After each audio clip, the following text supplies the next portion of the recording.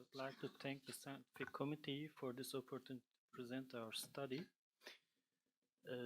As we know, the SUPINE empty stress test is a widely used method proposed to measure the severity of stress urinary incontinence, and we also know that measurements associated intrinsic sphincter deficiency was significantly worse in patients with positive SUPINE empty stress test.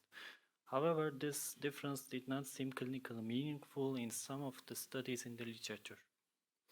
In this study, we aim to demonstrate how the SUPINE empty stress test correlates with the clinical and ambulatory urodynamic monitoring findings in women with urinary incontinence.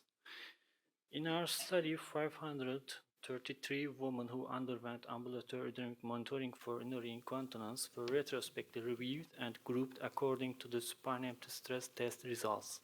140 women had positive and 383 women had negative SUPINE empty stress test in our study.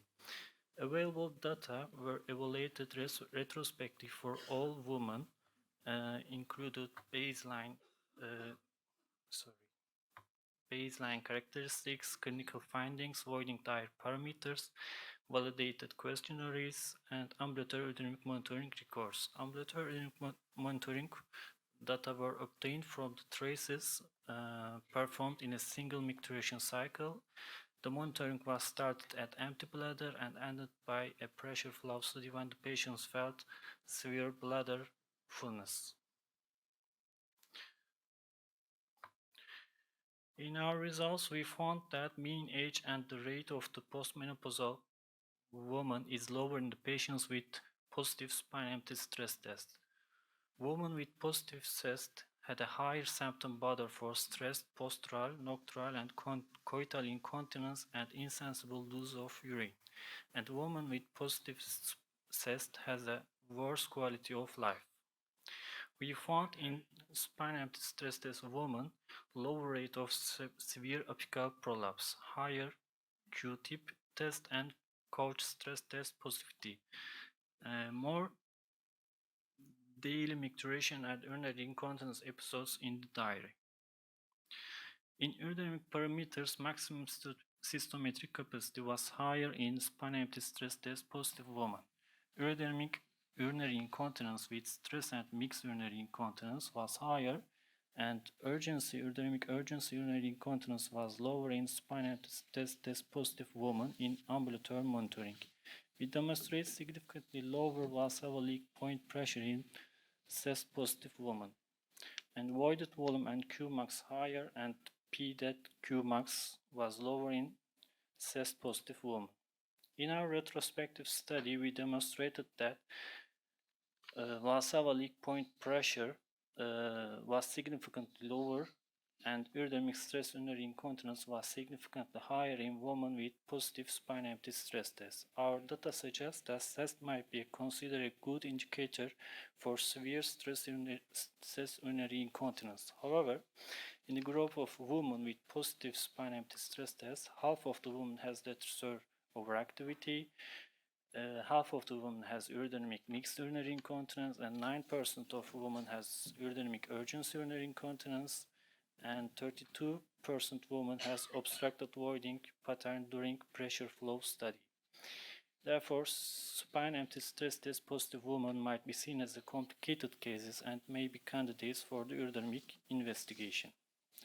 This retrospective study suggests that SUPINE empty stress test might be useful for distinguishing women with urinary incontinence for incontinence severity, quality of life, impact, objective measures of stress urinary incontinence. However, its role in clinical practice needs further investigations. Thank you.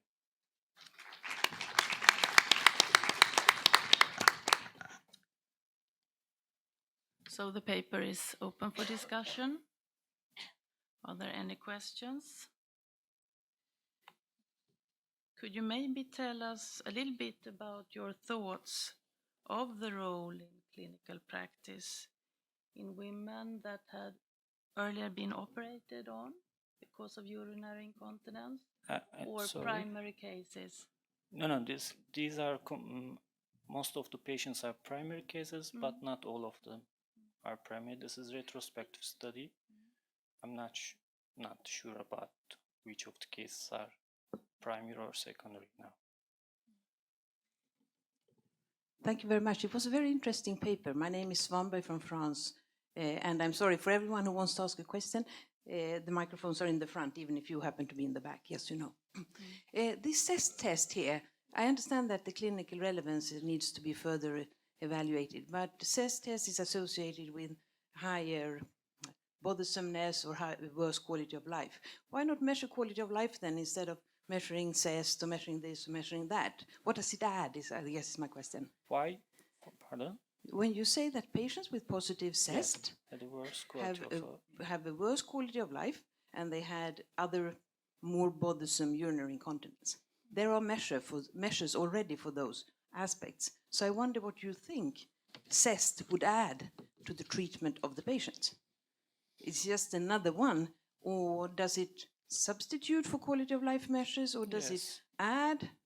I think it is a substitute for quality of life. So then it has to be more specific and more sensitive if it's going to take its place in clinical treatment, I guess. Okay, so how are you going to put it in clinical use then? We put our in clinic practice in all urinary incontinence women, and if CEST positive women, we may consider the patient's urodynamic investigation. Maybe. But that doesn't treat the patient. You get more and more and more diagnostic things, and then what? I guess where does it take you in a clinical setting?